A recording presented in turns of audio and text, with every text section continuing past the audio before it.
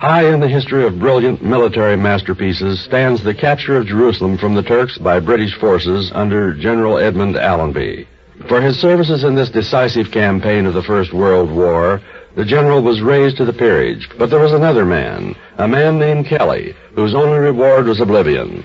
And yet, Jerusalem would have remained uncaptured had it not been for Kelly's wizardry. It was in June of 1917 that Edmund Allenby took over the command of the armies of Egypt and Palestine. For 4 months thereafter, he devoted his energies to intensive preparations for a great autumn offensive against the Turks. And at last, in the middle of October, he was ready to begin the preliminary bombardment of the defenses of Gaza. And then he received information from one of his officers. But hang it all, man, we're ready to move. We've had plenty of water so far. Where are our engineers? Let them dig for water. They have dug. They haven't found a drop. All that day, General Allenby brooded alone in his tent. His carefully laid plans, his hopes for personal advancement, his dream of a magnificent military triumph, all were shattered. And then, toward evening, the general's bitter reverie was broken by the sound of an unfamiliar voice. If you've no objection, General, I'll be having a word with you. Allenby glanced up. Into the tent strode a disheveled, bewhiskered man with a glint in his eye, and a face as Irish as his brogue. What do you want with me, fellow? Not a thing, General. But I think there's something you'll be wanting with me. It might be water. You mean you know where water can be found in this hellhole? Just say the word, General, and it won't take me long to discover it. The best engineers in the British Army haven't been able to locate water. Maybe your engineers aren't properly equipped, General.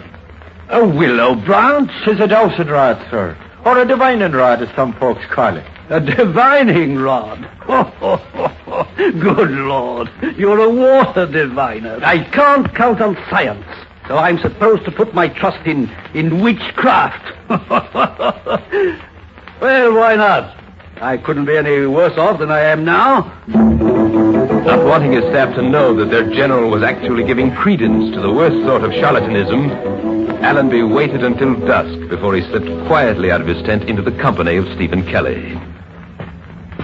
They made their way to the open desert beyond the outposts of the camp.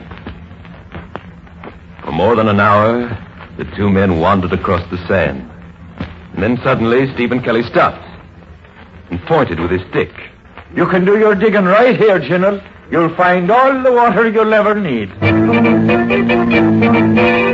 All the next morning, British soldiers dug beneath the sand. And all the next morning, General Allenby sat in his tent, asking himself how he could be such a naive fool. And then at last, an officer, breathless with excitement, barged into his tent.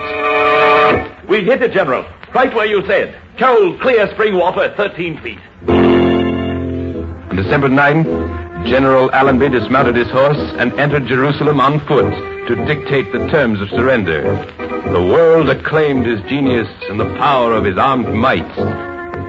And back in Cairo, an obscure Irishman smiled sardonically, for he knew that his was the power, a power greater than that of guns and bayonets, a power incredible but true.